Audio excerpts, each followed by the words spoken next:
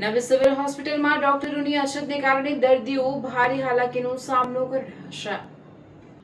દક્ષિણ ગુજરાતની સૌથી મોટી હોસ્પિટલમાં ડેન્ટલ વિભાગમાં સ્ટાફની અછત સામે આવી। દાંતના ઓપરેશન માટે દર્દીઓને 50 દિવસ સુધી રાહ જોવી પડી રહી હોવાનું સામે આવ્યું।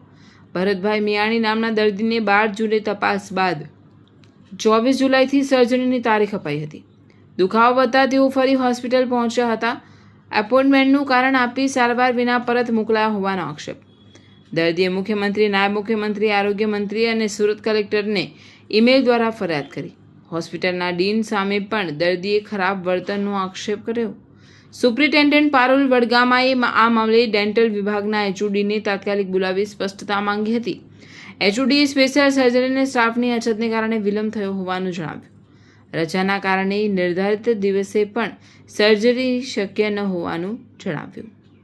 ડોક્ટરોની અછતને કારણે દર્દીઓને સમયસર સારવાર ન મળવા અનેક પ્રશ્નો ઉભા થયા છે। મિયાણી કતારગામ ઝોનમાંથી આ સિવિલ હોસ્પિટલમાં ડેન્ટલ વિભાગમાં સારવાર માટે હું 12 જૂને આવેલો। તમામ સારવારના રિપોર્ટો એક્સરે કર્યા પછી મને સર્જન દ્વારા તારીખ 24 જુલાઈ આપવામાં આવી દાંત કાઢવા માટેની।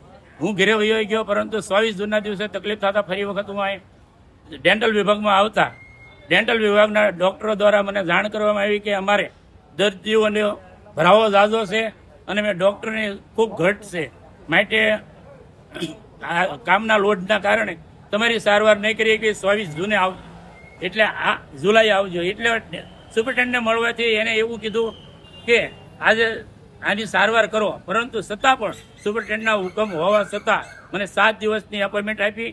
તેથી કંટાળી અને મુખ્યમંત્રી, ઉપમુખ્યમંત્રી, આરોગ્ય મંત્રી અને કલેક્ટરને ફરિયાદ કરી છે। અને કાલની તારીખમાં ડીન સાહેબને મળતા સુપર સીએમ જેવી વાત કરનારા ડીન સાહેબે એવું કીધું કે અહીંયા હું કરી લો, ભરતી કરવી ગુજરાત સરકારના હાથની વાત છે અને ગુજરાત સરકાર જાહેરાત કરતી હોય છે, પણ નોકરી કરવા ઈચ્છુક માણસો ન આવે તો અમે શું કર્યું, જગ્યાઓ ખાલી પડી આવી વર્ષોથી જગ્યાઓ ખાલી પડી છે અને દર્દીઓ પીડાય છે।